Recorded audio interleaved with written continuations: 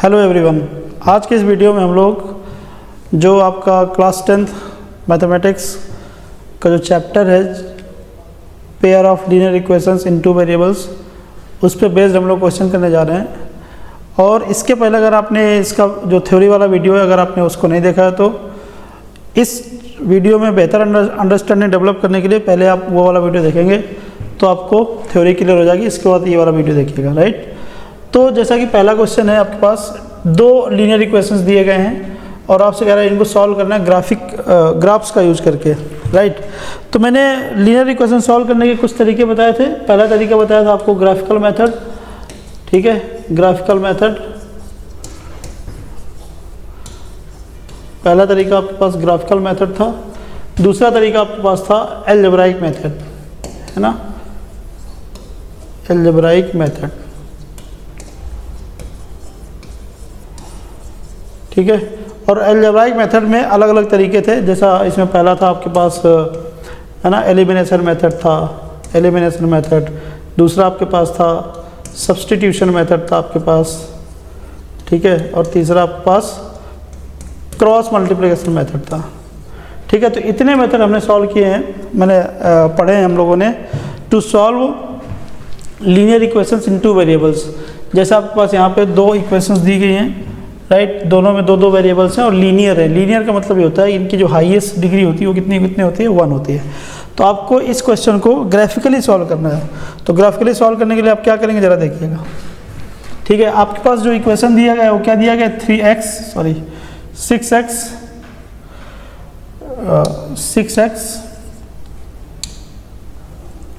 6x minus 3y plus 10 equal to 0। और जो दूसरी इक्वेशन दी गई वो क्या दी गई, 2x minus y plus 9 equal to 0, ठीक है। तो ग्राफिकली सॉल्व करने का मतलब ये होता है, आप एक काम करेंगे, आप यहाँ से इसको एक टेबल बनाएंगे, यहाँ पे सिंपल आप एक टेबल बनाएंगे और यहाँ पे आप वैल्यूज रखेंगे x और y, और इसके लिए भी एक टेबल बनाएंगे, है ना। दोनों ही फंक्शन इक्वेशंस के लिए आप एक टेबल बनाएंगे और यहाँ पे सबसे पहले आप x की वैल्यू 0 रख देंगे। x की वैल्यू आप क्या रखेंगे, 0 रख देंगे। यहाँ पे x की वैल्यू आपने 0 रखा इस वाली इक्वेशन में। जब आपने x 0 रखा तो ये हो गया पूरा 0। तो y की वैल्यू क्या आएगी, y की वैल्यू आपके पास आ जाएगी दिस इज इक्वल टू 0। आपने यहाँ पे क्या किया, आपने रखा x equal to 0, so what will you get, यहाँ पे आपके पास 0 हो जाएगा, minus 3y plus 10 equal to 0 आ जाएगा। तो यहाँ से आपके पास y की वैल्यू कितनी आ जाएगी, 10/3 आ जाएगी। तो y की वैल्यू 0 रखा, x की वैल्यू आपके पास 10/3 आ गया। कितना आया, 10/3। अब क्या करो, अब आप y को 0 रखो, y को क्या रखो, 0 रखो। जब आप इसी इक्वेशन में y को 0 रखोगे तो यहाँ पे 6x आएगा, माइनस कितना आएगा 3 इंटू 0, तो 3 इंटू 0 यहाँ पर तो 0 हो जाएगा और प्लस का 10 इक्वल टू 0 आ जाएगा। तो यहाँ अगर देखोगे तो 6x इक्वल्स टू कितना आ जाएगा, माइनस 10 आ जाएगा, x इक्वल टू कितना आएगा, माइनस में 5/3 आ जाएगा, ठीक है। तो यहाँ पे आपने y की वैल्यू 0 रखा, x की वैल्यू कितनी आ गई, माइनस का 5/3 आ गया, ठीक है। ऐसे ही आप और वैल्यू भी रख सकते हैं x की और y की। जैसे मान लीजिए आप x इक्वल टू 1 रख दिया, फिर से y की वैल्यू निकाल लो। x की वैल्यू अगर 1 रखोगे तो कितना आएगा, जरा देखिए यहाँ पे x की वैल्यू अगर आप 1 रख दोगे इस वाले इक्वेशन में तो y की वैल्यू कितनी आएगी, x की वैल्यू 1 रखिए जरा, तो 6 इंटू 1 हो जाएगा, राइट, माइनस में 3y प्लस 10 इक्वल टू कितना आया, 0 आया। तो ये आपके पास कितना हो जाएगा, 6 इंटू 1 6 आ जाएगा, प्लस 10 16 आ जाएगा। तो 16 माइनस 3y इक्वल्स टू कितना आएगा आपके पास, 0 आ जाएगा। तो 3y इक्वल टू कितना आ जाएगा, 16 आ जाएगा। तो y इक्वल टू कितना आ जाएगा, 16/3 आ जाएगा, ठीक है। तो 16/3 यहाँ पे आप लिख देंगे, 16/3। तो कम से कम 3-4 वैल्यू इस तरीके से वैल्यू निकाल लेंगे। अब सेम जो काम हमने यहाँ पे किया वही काम आप यहाँ पर करेंगे इस इक्वेशंस के लिए भी। तो आप सिंपली क्या करोगे, आप सिंपली आप यहाँ पे सबसे पहले यहाँ पे x और y लिखेंगे और पहले आप x इक्वल टू 0 रख दो। x इक्वल टू 0 रखोगे तो y की वैल्यू क्या मिलेगी, आप यहाँ पे x इक्वल टू 0 रखेंगे तो y की वैल्यू मिलेगी आपके पास 9। फिर आप क्या करेंगे, फिर आप करेंगे, आप y की वैल्यू 0 रख दो, एक्स की वैल्यू क्या मिलेगी, एक्स की वैल्यू मिलेगी 9/2 माइनस में, आप करके देखिए। ठीक है, तो कम से कम आपके पास 2 सेट ऑफ वैल्यूज होने चाहिए, एक सेट ऑफ वैल्यूज ये हो गई, एक सेट ऑफ वैल्यूज ये हो गई, कम से कम ये वाली वैल्यूज होना चाहिए। जैसे मैंने यहाँ पर किया है, ये वाली वैल्यूज होना ही चाहिए, 2 सेट ऑफ वैल्यूज यहाँ पर भी हैं, यहाँ पर भी। अब आप क्या करेंगे, इसका ग्राफ ड्रॉ करेंगे। तो ग्राफ जरा ड्रॉ करते हैं, जरा देखिए यहाँ पे जो आपके पास ये जो वैल्यू दी गई है, जरा देखिए यहाँ पे ये जो आपके पास एक्स की वैल्यू क्या है 0, वाई की वैल्यू 10/3। ठीक है, एक्स की वैल्यू आपके पास 0 है, वाई की वैल्यू 10/3। तो देखते हैं यहाँ पे एक्स इक्वल टू आपके पास क्या लिखा हुआ है 0, वाई इक्वल टू आपके पास लिखा हुआ है 10/3, है ना। ऐसे ही दूसरी जो है वो क्या है, वो आपके पास एक्स की वैल्यू आपके पास -5/3, वाई की वैल्यू 0, एक्स की वैल्यू -5/3 और y की वैल्यू 0। ये आपके पास पहली लाइन के क्वेश्चन के बारे में हो गया। अब जरा इसका हम ग्राफ ड्रॉ करते हैं। ग्राफ ड्रॉ करेंगे तो जरा देखना, तो पहले कह रहा है x equal to 0, x equal to 0, y equal to 10/3। 10/3 का मतलब क्या होता है 3.3, ये होता है 3.333 ऐसे। तो मान लीजिए ये 1 है, ये 2 है और यहाँ पे ये 3 है, तो 3.33 बोले तो यहाँ पे ये मान लीजिए पॉइंट कैसा है, x इक्वल टू 0 है और 10/3 है। ठीक है, ठीक है। और दूसरा आपके पास क्या है 5/3 बोले तो कितना, माइनस में 1.66 आएगा। आप 5/3 करके देखिएगा, y इक्वल टू 0, माइनस में 1.6। तो मान लीजिए 1 आपके पास यहाँ पे 0.6, आधे से ज़्यादा यहाँ पे 1.66 ऐसे कुछ आएगा। तो ये वाला जो पॉइंट होगा ये क्या होगा, माइनस में 5/3, 0। ठीक है, तो एक पॉइंट आपके पास ये मिला, एक पॉइंट ये मिला, तो आप क्या करेंगे, इन दोनों पॉइंट को ऐसे मिला देंगे। मिला दिया आपने, इन दोनों पॉइंट को आपने मिला दिया। फिर अब दूसरा जो आपके पास वैल्यूज़ थी उनको भी ड्रॉ करेंगे इसी ग्राफ में ही। दूसरा जो था वो क्या था, 0 और 9 था, और 9 पहले तो x की वैल्यू 0, y की वैल्यू 9 है ना। तो let us do that, x की वैल्यू 0, y की वैल्यू 9। तो यहाँ पे x की वैल्यू 0, y की वैल्यू 9। तो अगर मैं यहाँ पे इसको क्या करूँगा, इसको ज़रा सेलेक्ट करके थोड़ा सा किनारे लिख दूँगा, ये चीज़ है आपके पास, इसको मैंने यहाँ पे रख दिया। ठीक है, y की वैल्यू 0, 10/3 वो था, हमने ड्रॉ किया। और दूसरी जो लाइन है x की वैल्यू 0, y की वैल्यू 9। ठीक है, x की वैल्यू 0, y की वैल्यू 9, तो 0 आपके पास इस y एक्सिस में ही होगा। ठीक है, 0 जो होगा आपके पास y एक्सिस में ही होगा, तो x की वैल्यू आपने 0 रखा और y की वैल्यू 9।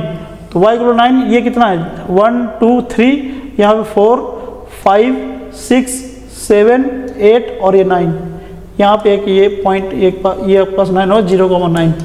ठीक है, दूसरा पॉइंट क्या था, दूसरा पॉइंट आप यहाँ पे ये था कि x equal to -9/2, y equal to 0। y equal to 0 कहाँ पे होता है, वो होता है अपना x एक्सिस में। तो x एक्सिस में y इक्वल टू 0 हो गया, और y इक्वल क्या है, y equal to 0, x equal to -9/2। तो -9/2 मतलब 4.5। तो ये 1 यहाँ पे 2 होगा, मान लो ये 3 होगा, ये 4 होगा, यहाँ पे 4.5। ठीक है, तो ये जो पॉइंट होगा क्या आ गया, -9/2, 0 आ गया। समझ रहे हैं। तो आप क्या करेंगे, इन दोनों पॉइंट को भी क्या कर देंगे, ऐसे मिला देंगे, ऐसे इन दोनों पॉइंट को मिला देंगे। तो आप देख रहे हैं क्या देख रहे हैं, ये दोनों लाइन कैसी आ रही हैं, पैरेलल लाइन आ रही है। कैसी आ रही हैं, पैरेलल लाइन आ रही है। तो पैरेलल लाइन अगर होता है तो आपके पास क्या होता है, नो सॉल्यूशन होता है। तो इस केस में आपने ग्राफिकली देखा, देयर इज नो सॉल्यूशन। ठीक है, अब ये हो सकता है कि आपको ग्राफ में ऐसा दिख रहा हो कि ये इधर मिलती हुई दिखाई देती है। तो जो आपके पास इक्वेशन दी गई थी, तो जरा देखिए आपके पास जो इक्वेशन दी गई थी वो क्या दी गई थी, उसको जरा थोड़ा सा देख लेते हैं हम लोग। हमारे पास जो इक्वेशन दी गई थी 3x 6x - 3y + 10, और यहाँ पे 2x - y + 9 = 0। तो जो इक्वेशन दी गई, तो आप उनको धीरे से आप इसमें ये चीज़ कैलकुलेट कर सकते हैं। क्या कैलकुलेट कर सकते हैं, a1/a2 कैलकुलेट कर सकते हैं, b1/b2 कैलकुलेट कर सकते हैं, c1/c2 कैलकुलेट कर सकते हैं। ये आप कैलकुलेट करके देखिए, जरा देखते हैं। तो a1/a2, a1 बोले तो आप इस वाली लाइन को क्या करेंगे, कंपेयर करेंगे a1x + b1y + c1 = 0 से कंपेयर करेंगे।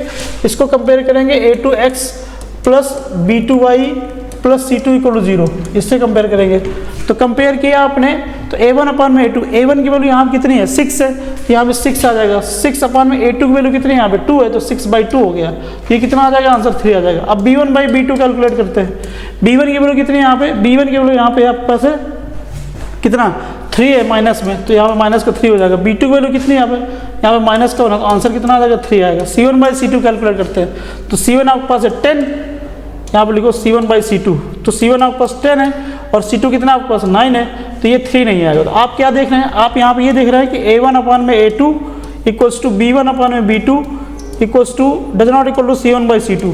तो आपके पास ये केस बन रहा है a1/a2 equals to b1/b2 does not equal to c1/c2। तो ये केस जो बनता है, ये केस बनता है पैरेलल लाइंस का। अगर आप थ्योरी वाला वीडियो देखोगे तो वहाँ पर मैंने आपको बताया हुआ है, ये केस बनता है पैरेलल लाइंस का। जब पैरेलल लाइंस का केस है तो ये कैसा होगा, इसका कोई सोल्यूशन नहीं होगा पैरेलल लाइंस के केस में। a1/a2 equals to b1/b2 does not equal to c1/c2 अगर ऐसा होता है तो उसका कोई भी सॉल्यूशन नहीं होता है। तो आपके पास जो इक्वेशन दिए गए हैं तो उन इक्वेशंस को पहले ही ये रेशियो निकाल लो और पता कर लो इसका सॉल्यूशन होगा कि नहीं होगा। ठीक है, अगर होगा तो वो ये वाला केस बनता है। सॉल्यूशन होने के लिए क्या कंडीशन होती है, एक तो इनफाइनाइट सॉल्यूशन होता है, एक यूनिक सॉल्यूशन होता है। यूनिक सॉल्यूशन के लिए कंडीशन क्या होती है, a1/a2 does not equal to b1/b2, ये यूनिक सॉल्यूशन के लिए कंडीशन होती है। और आपका जो सॉल्यूशन होता है किसका, इनफाइनाइट सॉल्यूशन के लिए कंडीशन क्या होती है, a1/a2 equals to b1/b2 equals to c1/c2। तो 3 केस मैंने आपको लिखवाए हैं, आप उसको देखिए और उसको समझिए क्वेश्चन कैसे करेंगे। तो जो आपके पास इक्वेशन दी जाएगी तो उनको क्या करेंगे, x की वैल्यू और y की वैल्यू निकाल लेंगे और उनके हिसाब से आप ग्राफ में प्लॉट करोगे। और ग्राफ में प्लॉट करते वक्त आपको पता चलेगा कि उसके इनफाइनाइट सॉल्यूशन है कि नो सॉल्यूशन है कि यूनिक सॉल्यूशन है। यूनिक सॉल्यूशन तब आएगा जब दोनों लाइन के ग्राफ एक दूसरे को क्या करें, किसी एक पॉइंट पे इंटरसेक्ट करें, तो वहाँ पे यूनिक सॉल्यूशन आएगा। और अगर लाइन के ग्राफ एक दूसरे पे क्या कर जाए, ओवरलैप कर जाए, तो उस केस में इनफाइनाइट सॉल्यूशन आएगा। और अगर लाइन के ग्राफ एक दूसरे के पैरेलल हो जाएंगे तो वहाँ पे क्या आएगा, इनफाइनाइट सॉल्यूशन आएगा, सॉरी नो सॉल्यूशन आएगा, जैसा कि इस केस में हुआ है। Right, now let us move to the next question.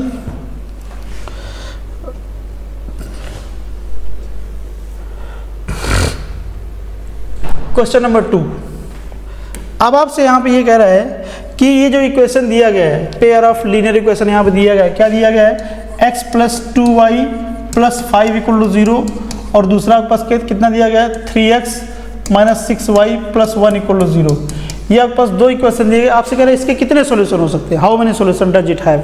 Right, तो सिंपली क्या करेंगे, पहली वाली जो लाइन की इक्वेशन दी गई है उसको आप कंपेयर करेंगे किसके साथ, उसको कंपेयर करेंगे a1x + b1y + c1 = 0 के साथ कंपेयर करेंगे। और दूसरी वाली लाइन की क्वेश्चन कंपेयर करेंगे a2x + b2y + c2 = 0। राइट, तो कंपेयर करेंगे तो आपके पास a1 की वैल्यू कितनी आएगी, तो a1 = आपके पास आएगा 1, a1 = 1 आएगा, b1 = आपके पास 2 आएगा और c1 = आपके पास आएगा 5। a2 अगर आप कैलकुलेट करो वो कितना आएगा, 3 आएगा, b2 = कितना आएगा, -6 आएगा और c2 = कितना आएगा, 1 आएगा। आप यहाँ से निकालोगे a1/a2 निकालो वो कितना आएगा, 1/3 आ जाएगा। और b1/b2 निकालोगे वो कितना आएगा आपके पास, b1/b2 कितना निकालोगे, यहाँ पे आएगा 2/-6 और 2/-6 मतलब -1/3। आप देख रहे हो यहाँ पे क्या देख रहे हैं आप, a1/a2 जो भी आया है वो b1/b2 के इक्वल नहीं है। तो a1/a2 does not equal to b1/b2। तो अगर ये केस होता है a1/a2 does not equal to b1/b2, इस केस में आपके पास सिस्टम का यूनिक सॉल्यूशन होता है। तो यहाँ पे आप बोलेंगे इसका आपके पास यूनिक सॉल्यूशन है। कितना सॉल्यूशन है, यूनिक सॉल्यूशन। तो बिना सॉल्व किए आपने पता कर लिया कि इस सिस्टम जो आपको सिस्टम ऑफ लीनियर इक्वेशन दिया गया है उसके कितने सॉल्यूशन है। तो आपके पास यूनिक सॉल्यूशन है। इस तरीके से आपको जानकारी रखनी है। Right, now let us move to the next question.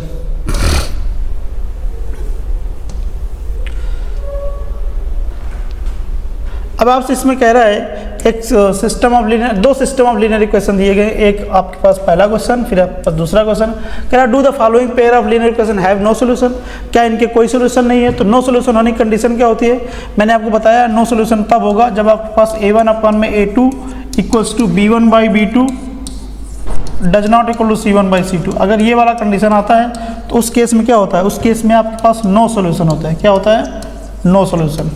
जैसे आपके पास पहली क्वेश्चन दी गई, क्या दी गई, 2x + 4y = 3। तो जब आप कंपेयर करेंगे किसके साथ कंपेयर करेंगे, देखो कंपेयर करेंगे, ध्यान ये दिया करो, अगर इसका कांस्टेंट पार्ट इस तरफ लिखा है तो अपनी इक्वेशन भी ऐसे लिखो। कैसे लिखो, a1x + b1y = c1 लिख लो। और दूसरी क्वेश्चन कैसे लिख लो, a2x + b2y = c2 लिखो। कांस्टेंट पार्ट अगर इधर लिखा है तो c2 आप भी उधर कर दो। अगर इस तरफ लिखा तो इस तरफ कर लो, जैसा भी हो। अब ये दूसरी वाली इक्वेशन को पहले सिस्टमेटिक तरीके से लिखो। इसको लिखोगे x minus 2y equal to 0 और दूसरे इक्वेशन को लिखोगे 2x minus y equal to 0, है ना। तो ये दो इक्वेशन, दोनों इक्वेशन हम कंपेयर करने जा रहे हैं। पहले तो हम पहले वाला क्वेश्चन करेंगे। तो फर्स्ट पार्ट में जरा देखते हैं। आप a1 a2 को की वैल्यू निकालो, कितना आएगा जरा बताइए। a1 इक्वल टू आपके पास आ जाएगा 2 और b1 इक्वल टू आपके पास आ जाएगा 4 और c1 इक्वल टू आपके पास आ जाएगा 3। a2 इक्वल टू आपके पास आएगा 12, b2 इक्वल टू आपके पास आएगा 6 और c2 इक्वल टू आपके पास आ जाएगा 6। आप वैल्यू निकालते हैं यहाँ पे a1 बाई a2 की वैल्यू निकालते हैं, a1 बाई a2। तो a1 की वैल्यू आपके पास 2 है तो 2 अपॉन में 12, तो कितना आ जाएगा 1/6 आ जाएगा। और आप यहाँ से b1 बाई b2 निकालते हैं, b1 बाई b2, b1 की वैल्यू कितनी है आपके पास 4 है और b2 वैल्यू आपके पास कितनी है, ये आपके पास 6 है, तो आंसर आ जाएगा 2/3। तो आप देख रहे हैं कि जो आपके पास a1 अपॉन a2 आया है वो b1 बाई b2 के इक्वल नहीं है। जब a1 अपॉन में a2 does not equal to b1 by b2, तो उस केस में इसका सोल्यूशन क्या होता है, यूनिक सोल्यूशन होता है। क्या होता है आपके पास, यूनिक सोल्यूशन होता है। ठीक है, यूनिक सोल्यूशन होता है। तो पहले कह रहा है कि हैव नो सोल्यूशन, तो पहले वाले में सोल्यूशन है। क्या do the following pair have linear no solution, तो आंसर इज नो। पहला वाला सोल्यूशन नो, आंसर नो होगा। नो क्यों होगा, क्योंकि उसका यूनिक सोल्यूशन होगा। यूनिक सोल्यूशन क्यों होगा, जस्टिफाई आपने किया इस तरीके से आंसर देके कि आपने a1 अपन में a2 निकाला, b1 अपन में b2 निकाला और वो दोनों सेम नहीं थे, तो हमने कह दिया कि इसका यूनिक सोल्यूशन होगा। ठीक है, तो do the following linear pair of equation have no solution, answer is no, क्योंकि इसका सोल्यूशन है, राइट। तो इसलिए आंसर क्या आएगा, नो आएगा। तो पहले वाले पार्ट का सोल्यूशन कुछ इस तरीके से होगा। Now let us move to the next part. अब नेक्स्ट पार्ट करने के लिए भी जो आपके पास इक्वेशन दी गई, इक्वेशन क्या दी गई जरा देखिए ध्यान से। इक्वेशन जो आपके पास दिया गया यहाँ पे b2 है, यहाँ पे इक्वेशन जो आपके पास दिया गया क्या दिया गया, x minus 2y equal to 0 और दूसरी इक्वेशन दी गई 2x minus y equal to 0। अगर आप इनके कंपेयर करोगे तो ये a1 की वैल्यू क्या आएगी भाई, इसको कंपेयर करो किससे, इसको कंपेयर करोगे a1x plus b1y plus c1 equal to 0। इसको कंपेयर करो किसके साथ, a2x plus b2y plus c2 equal to 0। आपको इससे ऐसे कंपेयर करना, तो a1 इक्वल टू आपके पास कितना मिलेगा 1 मिलेगा और b1 इक्वल टू आपके पास कितना मिलेगा -2 मिलेगा और c1 इक्वल टू आपके पास मिलेगा 0। ऐसे ही a2 इक्वल टू आपके पास कितना मिलेगा यहाँ पे 2 मिलेगा और b2 इक्वल टू कितना मिलेगा आपको -1 मिलेगा और c1 equal to c2 equal to क्या मिलेगा 0 मिलेगा।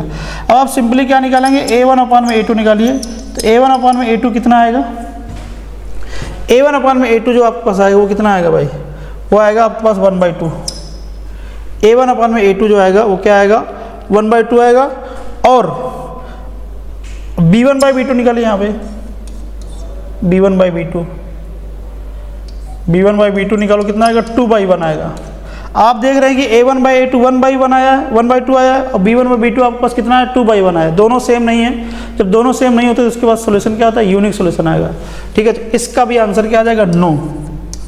क्यों, क्योंकि इसका भी सोल्यूशन होगा, तो इसका सोल्यूशन होगा, उसका एक्सप्लेनेशन ये है, और ऊपर वाले का भी सोल्यूशन होगा, उसका एक्सप्लेनेशन ये है। तो दोनों का आंसर हुआ नो और आपका सोल्यूशन आपके सामने है। Now let us move to the next part of this series, right. जरा देखिए, can I do the following pair of linear equation represent coincident line.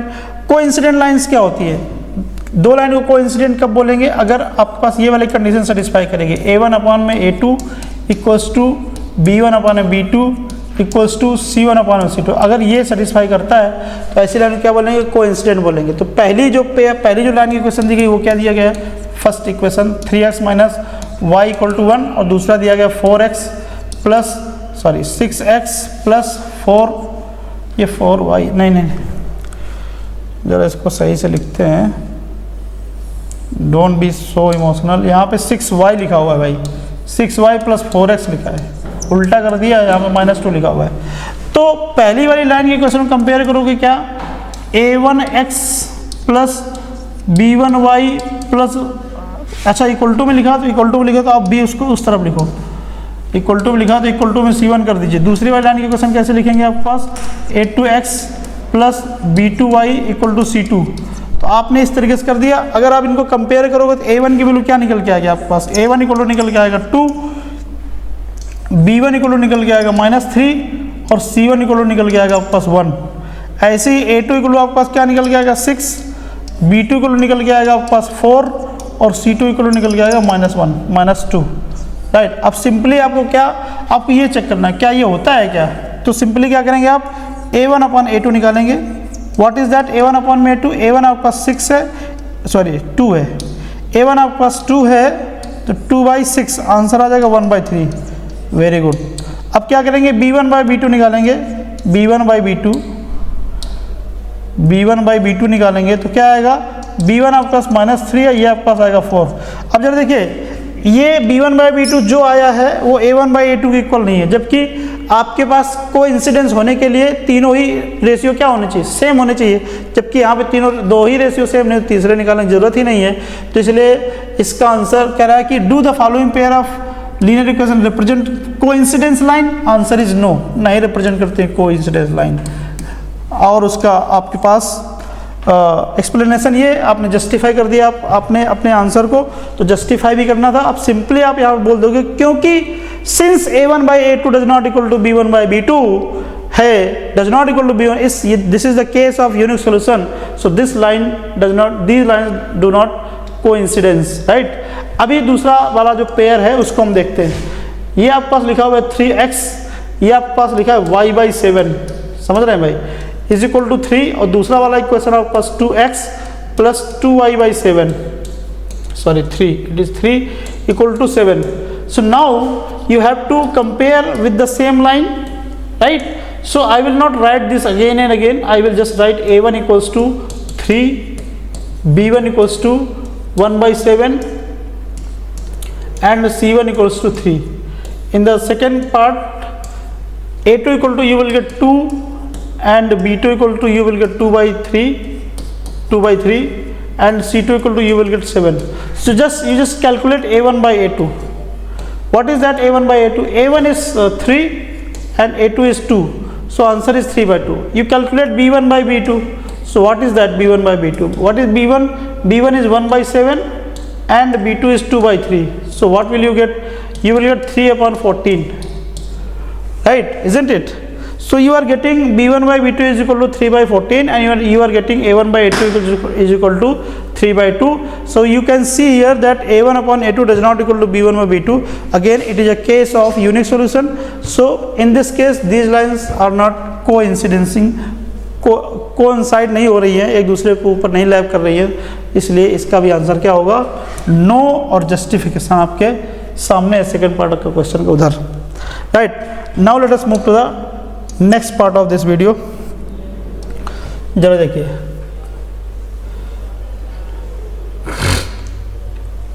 अब इसमें कह रहा है कि इसमें कौन कौन सी इक्वेशन ऑफ लाइन कंसिस्टेंट है। कंसिस्टेंट का मतलब ये होता है कि उनका कम से कम एक सॉल्यूशन होना चाहिए। तो दो केस अगर आपके पास आ जाएंगे, पहला केस ये वाला कि अगर आपके पास ये वाला केस बन जाए A1/A2 does not equal to B1/B2, ये वाला केस बन जाए, और आपके पास केस बन जाए A1/A2 equals to B1/B2 equals to C1/C2। अगर ये केस बन जाए, इनमें से कोई भी केस बन जाए, तो अगर ये केस बनेगा तो उस केस में बोलेंगे यूनिक सॉल्यूशन है। कैसा सॉल्यूशन है भाई, यूनिक सॉल्यूशन है। और ये केस बन जाए, इस केस में बोलेंगे ये इनफाइनाइट सॉल्यूशन है। कैसा सॉल्यूशन है भाई, इनफाइनाइट सॉल्यूशन है, ठीक है, infinite solution.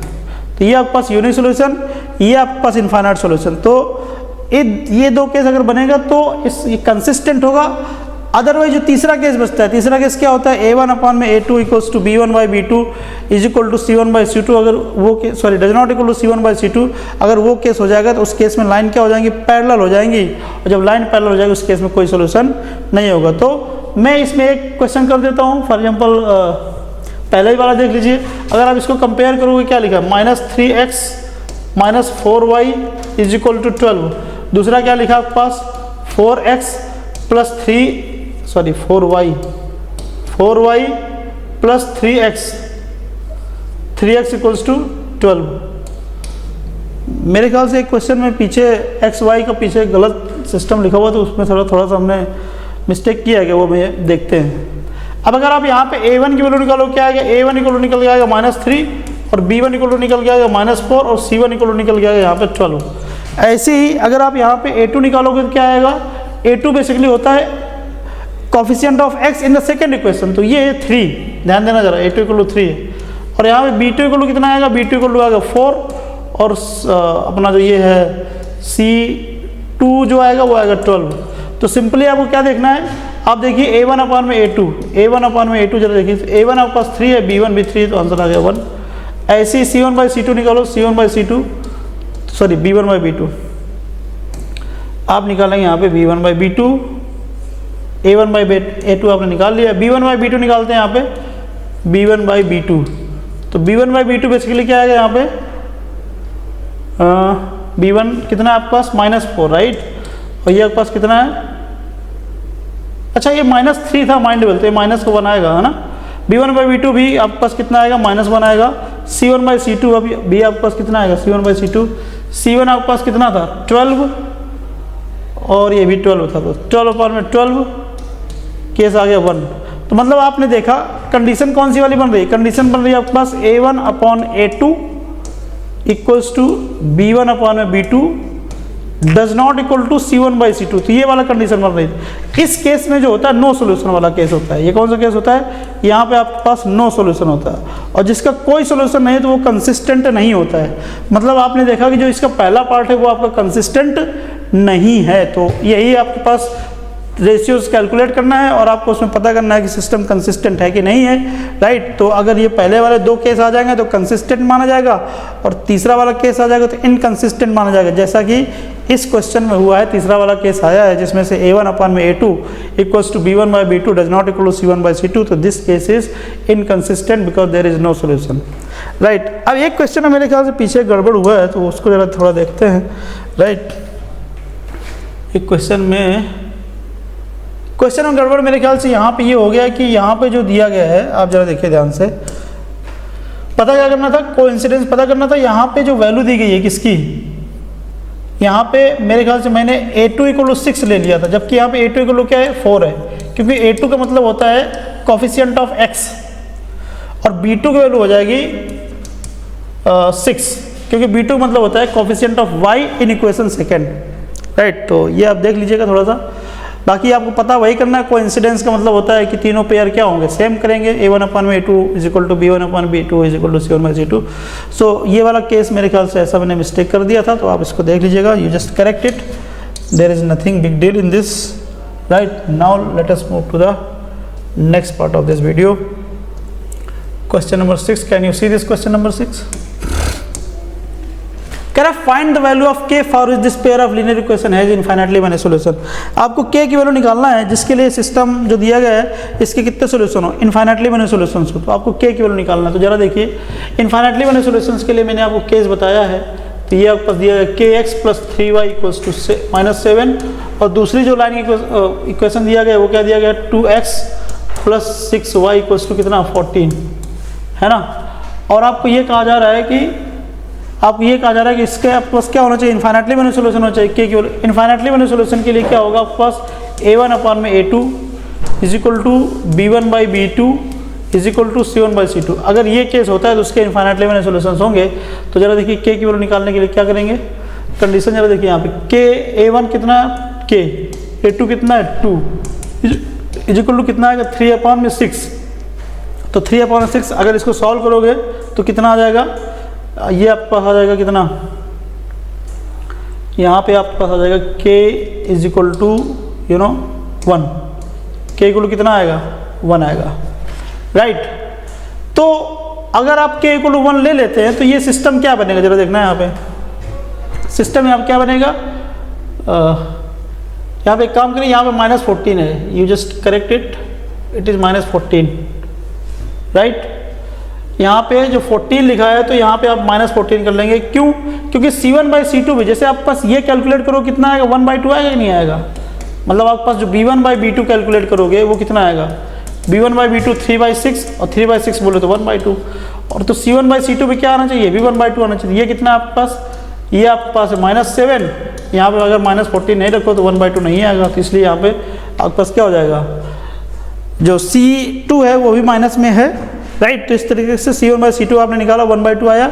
A1 by A2 is equal to B1 by B2 करके आपने k की वैल्यू निकाल लिया। तो k इक्वल टू 1, तो k इक्वल टू 1 अगर ले लोगे तो ये दोनों ही लाइन क्या हो जाएंगे, कोइंसिडेंस हो जाएंगे। जब कोइंसिडेंस हो जाएंगे तो क्या केस हो जाएगा, उस केस में आपके पास इनफाइनाइटली मेनी सॉल्यूशंस हो जाएंगे इस linear pair of linear equations के लिए, राइट।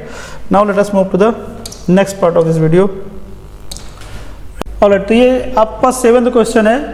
तो 7th क्वेश्चन को सॉल्व करने के लिए क्या है कि ये क्वेश्चन लिखा अलग तरीके से है। आपके पास क्या लिखा हुआ है, ये आप लिखा हुआ 3/x - 1/y is equal to -9, और दूसरी इक्वेशन जो लिखी है वो क्या लिखी है, 2/x plus 3/y equals to 5।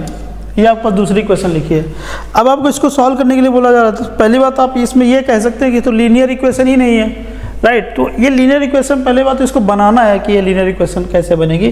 तो आप सिंपली क्या करोगे, आप सिंपली यहाँ पे 1/x इक्वल टू u मान लोगे, फिर 1/y इक्वल टू आप क्या मान लोगे, v मान लोगे। तो इसके बाद जो आपके पास इक्वेशन बनेगी वो क्या बन जाएगी, वो 3u - v इक्वल्स टू -9, और दूसरी वाली इक्वेशन क्या बन जाएगी, 2u plus 3v equals to 5। और एक चीज़ जरा समझिए, आपके पास ये लाइन की इक्वेशन मतलब 2 इक्वेशंस बन गई। ये आपके पास लीनियर पेयर ऑफ इक्वेशंस है, राइट। तो इसको सॉल्व करना है। तो अगर आपको मेथड को स्पेसिफाई ना किया जाए कि कौन से मेथड से सॉल्व करिए, तो मैं आपको सजेस्ट करता हूँ कि आप हमेशा एलिमिनेशन मेथड ही लगाएंगे। कौन सा मेथड, एलिमिनेशन मेथड लगाएंगे। कोशिश करेंगे कि आप एलिमिनेशन मेथड लगाएं, है ना। अगर आपको मेथड स्पेसिफाई ना किया, जैसे इस क्वेश्चन में आपको मेथड स्पेसिफाई नहीं किया गया है और आपसे कह रहा है इसको सॉल्व करिए, तो एलिमिनेशन मेथड का मतलब क्या होता है, या तो आप दोनों इक्वेशन में u के कोफिशिएंट को बराबर करना होता है या फिर v के कोफिशिएंट को बराबर करना होता है। मतलब 2 वेरिएबल होते हैं तो किसी एक वेरिएबल के कोफिशिएंट दोनों इक्वेशन में आप सेम कर दीजिए। तो जैसे पहले वाले में अगर मैं 3 का मल्टीप्लाई कर दूंगा तो यहाँ पे क्या आ जाएगा, 3 आ जाएगा, क्योंकि यहाँ पे नीचे v का कोफिशिएंट क्या है, +3 है। हालांकि वो माइनस में आएगा, माइनस से कोई मतलब नहीं, न्यूमेरिकल वैल्यू सेम हो जानी चाहिए। तो ऊपर में मैंने अगर 3 का मल्टीप्लाई कितना करेंगे, कितना आ जाएगा, 9u हो जाएगा -3v हो जाएगा, इक्वल टू कितना आ जाएगा, 27 हो जाएगा। मैंने पहली इक्वेशन में क्या किया, ये पहली इक्वेशन मान लेंगे, ये दूसरी इक्वेशन मान लेंगे। आपको करना क्या है, फर्स्ट इक्वेशन में क्या करेंगे, मल्टीप्लाई बाई 3।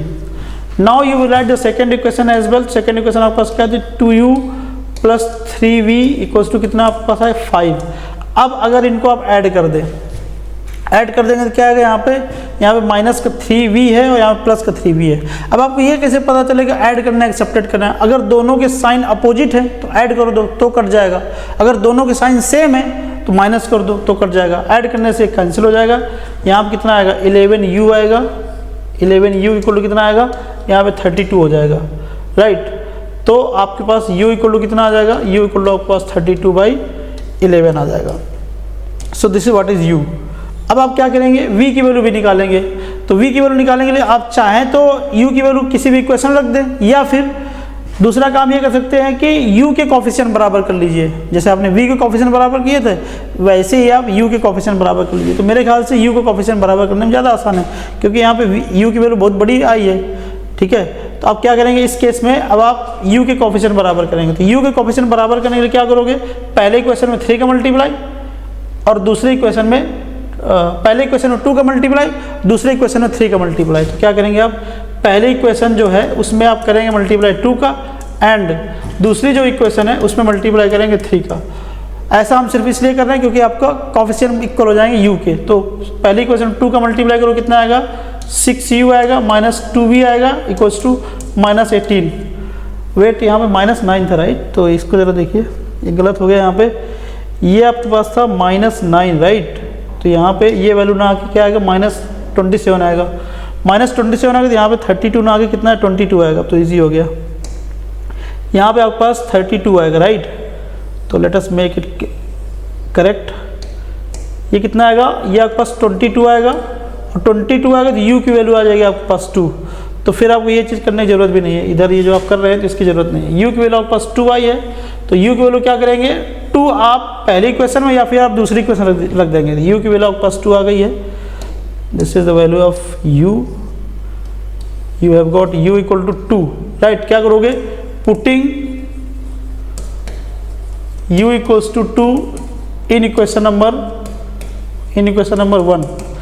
तो आपके पास क्या लिखा, 3u है, u की वैल्यू आपको 2 रखना है, -v इक्वल टू कितना आ गया, -9, राइट। ये आपके पास कितना आ जाएगा, 6 आ जाएगा। 6 माइनस v इक्वल टू -9, तो अगर वैल्यू निकालोगे तो v इक्वल टू आपके पास आएगा 15। ये जस्ट v की वैल्यू निकालो, और आपको u और v की वैल्यू थोड़ी निकालनी थी, आपको तो x और y की वैल्यू निकालनी थी। अब जरा देखिए, आपने u किसको माना था, यहाँ पे जरा देख लो थोड़ा सा, आपने u इक्वल टू माना था 1/x, और u की वैल्यू आपने निकाली कितनी है, 2 निकाली है, तो यहाँ पे आ जाएगा 2 इक्वल टू 1/x, तो यहाँ से x वैल्यू आ जाएगी 1/2। दूसरा v आपने किसको माना है, 1/y माना है, राइट। तो v की वैल्यू कितनी है आपके पास, ये आपके पास 15 है ना, 15 इक्वल टू 1/y, तो y इक्वल टू कितना आ जाएगा, 1/15 आ जाएगा बस। तो इस तरीके से जब आपके पास इक्वेशन ऐसी हो वो लीनियर ना दिखे, तो उसमें कुछ तो ऐसा होगा जिसको आप उसको रिड्यूस कर सकते हैं into linear pair of equations, right. तो इस तरीके से ऐसे क्वेश्चन को डील करेंगे। Now let us move to the next question. जरा देखिए क्वेश्चन नंबर 8। अब ये क्वेश्चन भी अच्छा क्वेश्चन है, जरा देखिए कैसा है। कह रहा है कि आपके पास दो इक्वेशन दिया गया, 2x + 3y equals to 9/xy। यहाँ पे एक चीज़ और दिया जाएगा क्वेश्चन में, वो ये दिया जाएगा x does not equal to 0 और y does not equal to 0। ये चीज़ क्वेश्चन में मिसिंग है यहाँ पे। हालांकि जब बोर्ड में क्वेश्चन आएगा तो ये बात लिख के आइए, x और y 0 नहीं है। सोचो जरा, अगर 0 होता x और y, तो जब x 0 हो जाएगा तो 2/0 हो जाएगा, तो 2/0 क्या होगा, डिफाइंड ही नहीं होगा। तो इसलिए तो बहुत इंटीग्रल पार्ट ऑफ क्वेश्चन है कि x और y दोनों ही क्या होने चाहिए, नॉन जीरो होने चाहिए। अब जरा देखिए, जब इस तरह की क्वेश्चन है, ये भी लीनियर नहीं दिख रहा है, तो क्या करोगे, इसको सिंपली सॉल्व करोगे। तो इसका अगर इधर एलसीएम लोगे तो क्या आएगा आपके पास, xy आएगा, और इसको मल्टीप्लाई करो तो ये क्या आ जाएगा, 2y + 3x आ जाएगा। इधर कितना आएगा, 9/xy आएगा। और क्योंकि आपको ये बात दी गई है क्वेश्चन में कि x और y दोनों ही 0 नहीं है, तो आप इनको कैंसिल कर सकते हैं। ये तभी आप कैंसिल करेंगे जब आपको x और y 0 ना दिए गए हों, राइट। अगर x y 0 होंगे तो ये बात कैंसिल नहीं होगी। यहाँ कितना आएगा, 2y प्लस, ऐसे लिख लो चाहे तो, इसको आप लिखेंगे 3x + 2y इक्वल्स टू कितना, 9। तो ये आपके पास पहली इक्वेशन हो गई। अब जो दूसरी इक्वेशन दी गई उसको भी क्या करेंगे, दूसरी इक्वेशन कैसी दी गई, 4x + 9y is equal to कितना, 21/xy। ठीक है, यहाँ पे एलसीएम लोग कितना आएगा, 4y आएगा, प्लस कितना आएगा, 9x आएगा, अपॉन कितना आएगा, xy आएगा। इधर कितना आ जाएगा, 21/xy आ जाएगा। अब xy फिर से कैंसिल हो जाएगा, तो आपके पास ये लाइन इक्वेशन, ये इक्वेशन क्या बन जाएगी, ये 9x + 4y इक्वल्स टू 21। ठीक है, तो ये भी आपके पास आ गया। अब फिर से आपको इसमें मेथड तो स्पेसिफाई किया नहीं गया, मेथड तो आपके पास बहुत सारे हैं सॉल्व करने के लिए। तो जब मेथड स्पेसिफाई ना किया गया तो मैंने आपसे क्या बोला है, you just apply which method, elimination method, right. पहली इक्वेशन आपके पास ये बन गई है जाके रेड्यूस होने के बाद, और दूसरी इक्वेशन आपके पास ये बन गई है रेड्यूस होने के बाद। इक्वल्स टू कितना लिखा, 21 लिखा है। तो आपको क्या करना है, या तो x का कोफिशिएंट दोनों में इक्वल कर लीजिए, या फिर y का कोफिशिएंट दोनों में इक्वल कर लीजिए। तो अगर मैं पहली वाली इक्वेशन में y का कोफिशिएंट इक्वल करूंगा तो यहाँ पे कितना, 2y लिखा हुआ है, तो 2 के ऊपर यहाँ पे 4y लिखा है, तो उस ऊपर वाली इक्वेशन में अगर मैं 2 का मल्टीप्लाई कर दूँ तो कितना आ जाएगा, ये 6 आ जाएगा, ये 4y आ जाएगा, इधर पे 18 आ जाएगा। दूसरी वाली इक्वेशन को एज इट इज लिख दो, प्लस का 4y इक्वल टू कितना आएगा, 21 आया। मैंने कहा था अगर इन दोनों के साइन, दोनों के कौन कौन साइन, जिनका आपने कोफिशिएंट सेम किया है, दोनों के साइन सेम है तो आप माइनस करेंगे, और दोनों के साइन अगर अपोजिट है तो आप प्लस करेंगे। तो यहाँ पे माइनस करेंगे, माइनस में साइन क्या हो जाता है, बदल जाते हैं, तो ये दोनों कट जाएंगे। यहाँ पे 6 में 9 जाएगा तो माइनस का 3x आएगा, और यहाँ पे 18 में -21 जाएगा तो माइनस का 3 आएगा, तो x वैल्यू कितनी आ जाएगी, 3 आ जाएगी, सॉरी x वैल्यू आपके पास आ जाएगी 1। तो ये आपके पास x वैल्यू आ गई 1। अब आप x वैल्यू 1 चाहे आप यहाँ पे रख दो या फिर आप वहाँ पे रख दो। तो दूसरी putting x equal to 1 in equation number 1, इसको आप इक्वेशन नंबर 1 बोलिए, इन इक्वेशन नंबर 1 x की वैल्यू 1 रखने जा रहे हैं। जब 1 रखेंगे तो 3 × x है तो 3 ही आ जाएगा, प्लस का 2y इक्वल टू कितना आ जाएगा, 9 आ जाएगा। 3 आप इस तरफ ले आएंगे तो 2y इक्वल टू 6 आ जाएगा, तो y इक्वल टू कितना आ जाएगा, 3 आ जाएगा। तो इस तरीके से आपके पास x की वैल्यू कितनी आ जाएगी, x की वैल्यू आपके पास आ गई 1 और y की वैल्यू आ गई 3। This is what is the solution for this question, x equal to 1, y equal to 3, right. तो इस तरीके से आपके पास system of linear equation solve करने के तरीके जो हैं वो एलिमिनेशन मेथड। अच्छा, अब आपको ये कैसे पता चलेगा कि इसका नो सॉल्यूशन होगा या फिर इनफाइनाइट सॉल्यूशन होंगे, तो जब आप ये जो काम कर रहे हैं, कौन सा काम कर रहे हैं, काम ये कर रहे हैं यहाँ पे कि आपने कोफिशिएंट सेम किया, कोफिशिएंट सेम करने में अगर क्या हो जाए, अगर हो ये जाए कि x के कोफिशिएंट मान लो सेम कर रहे हो तो y का भी सेम हो जाए और इधर कांस्टेंट टर्म भी सेम हो जाए, सब कुछ सेम हो जाए, तो वो उस केस में उसके इनफाइनाइट वाले सोल्यूशन होंगे। और अगर कोफिशिएंट सेम करने के बाद करने के टाइम पे x और y कोफिशिएंट सेम हो लेकिन कांस्टेंट टर्म अलग हो, उस केस में उसके नो सोल्यूशन होंगे, राइट। तो ये ध्यान रखना जरा जब आप ये अपना system of linear equation solve कर रहे होगे बाय यूजिंग एलिमिनेशन मेथड, उस प्रोसेस की बात कर रहा हूँ। ये तो केस तब होगा जब इसका यूनिक सोल्यूशन होगा, और तब क्या होगा जब इसके पास इनफाइनाइट सोल्यूशन होंगे। इनफाइनाइट सोल्यूशन करते वक्त जब आप इनके कोफिशिएंट सेम कर रहे होंगे तो पूरी इक्वेशन ही सेम हो जाएंगी, दोनों इक्वेशन एक जैसी आ जाएंगी, उस केस में इनफाइनाइटली मैंने सोल्यूशन हो जाएगा।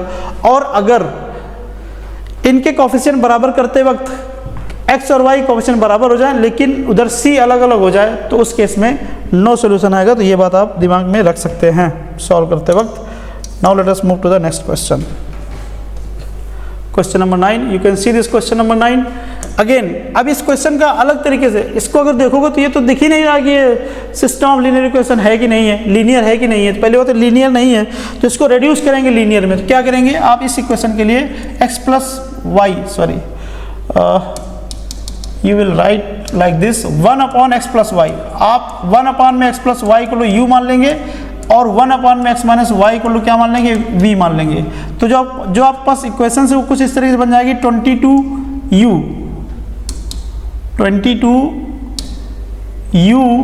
प्लस 15v इक्वल टू कितना आएगा 5 आएगा। दूसरे वाले इक्वेशन क्या आएगा 55u plus 45v equal to 14 आएगा।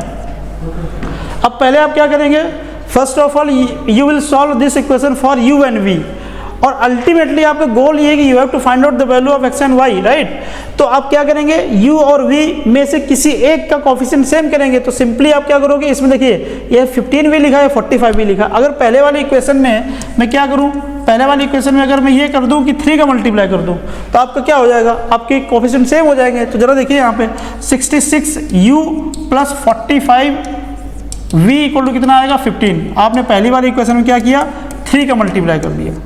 दूसरे वाले क्वेश्चन को आप एज इट इज लिखेंगे 55u plus 45v is equal to 14, जो था वही लिख देंगे। माइनस कर देंगे क्योंकि दोनों का साइन सेम है, जब सेम साइन होगा तो आप माइनस करेंगे, और माइनस साइन करते वक्त नीचे वाले साइन बदल देना, राइट। ये प्लस में था माइनस में किया, ये प्लस में था माइनस में किया, ये प्लस में था माइनस में किया। 66u में से 55u जाएगा तो 11u बचेगा यहाँ पे, ये दोनों कैंसिल आउट हो जाएगा। यहाँ कितना आएगा, यहाँ पे आपके पास आएगा 1, तो u इक्वल टू आपके पास कितना आएगा 1/11 आएगा। I hope and believe you have got this idea of this question, right.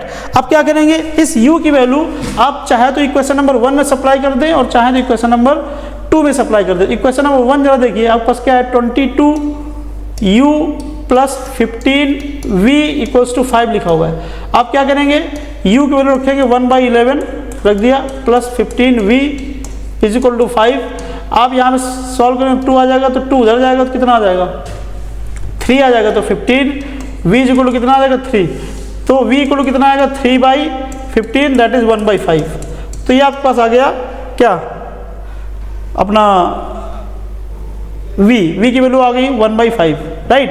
तो आपको निकालना u और v की वैल्यू नहीं थी, आपको तो निकालना x और y की वैल्यू थी। तो आपने जो u इक्वल टू निकाला है 1/11, राइट।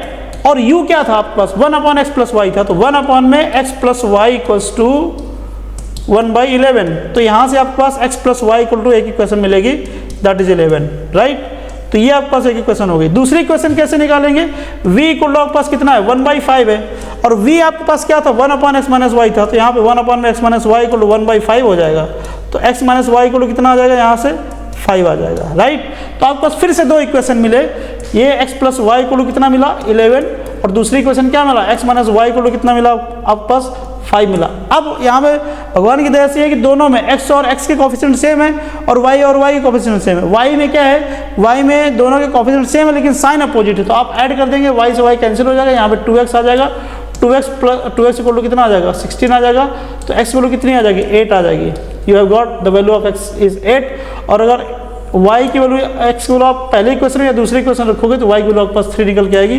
तो this is what is the solution. तो आप इसको ये भी कह सकते हैं कि double system of linear pair of equation.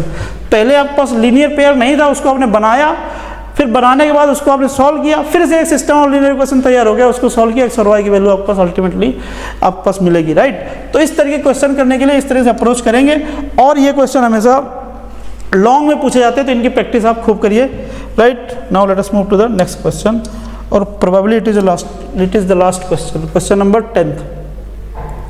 अब ये क्वेश्चन में बहुत ज़्यादा पूछे जाते हैं आजकल, राइट। आपसे कोई एक क्वेश्चन दे देगा, बोलेगा कि के की किस वैल्यू के लिए इस सिस्टम की इनफाइनाइटली मैनी सोल्यूशन है, या फिर यूनिक सोल्यूशन है, या फिर नो सोल्यूशन है, राइट।